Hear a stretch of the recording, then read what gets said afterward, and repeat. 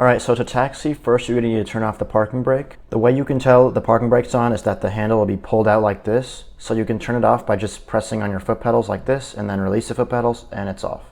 So to start taxiing, obviously you just push the throttle forward a little bit to start moving. And then once you get some momentum, you can bring the throttle back a little bit. Now in the P-51, there's actually two ways to turn. The first way you can turn is you can use, if you have your stick pulled back, you can use your rudder pedals to turn like this and they will move your back wheel. As you can see, I'm turning that way right now. The only thing is if you turn that way, the amount that it lets you turn is very little. It's only good for very wide turns. The other way you can turn is by pushing the stick forward. This will fully unlock the tail wheel and then you can turn by pressing the brake pedals down.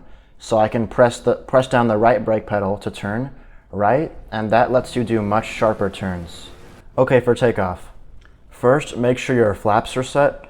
Normally you should have the flaps all the way up and you just control it with this yellow lever right here.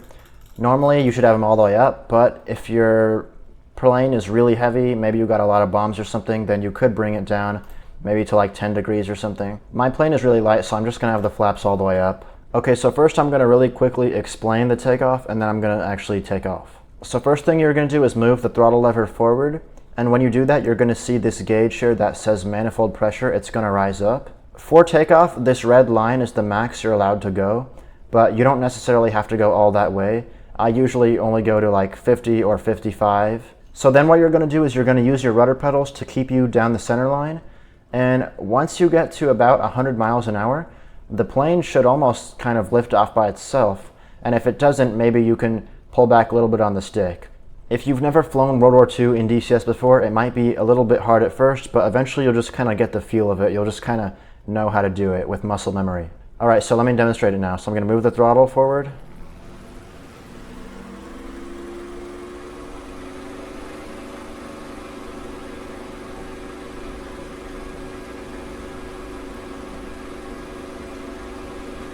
Okay, there's 100 miles an hour.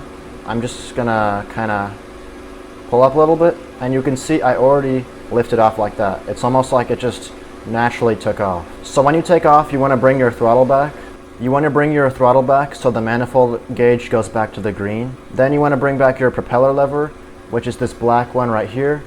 You want to bring it back until the RPM needle goes to the green also. Then you can raise the landing gear. You just do it with this black lever here. You click it, and you can see it went up, and now our gear's coming up. Then the last thing is if you had your flaps down, you can raise your flaps now, and that is how you take off in the P-51. Okay, now let's go over landing it. For landing, you want to have the propeller lever all the way forward like this. Then you want to bring your throttle lever back so you can slow down. Whenever you bring it back, this red light might come on and there will be a warning noise. You can silence the noise clicking this button right here. Okay, so once you're under 200 miles an hour, you can lower the landing gear.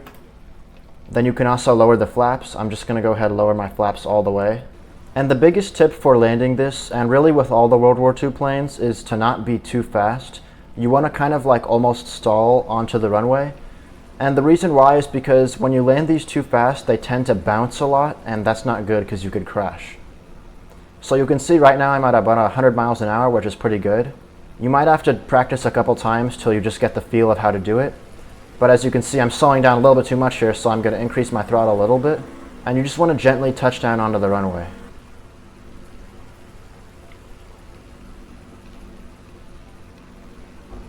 There you go. Once you touch down, you want to pull the stick back all the way so the tail wheel stays locked.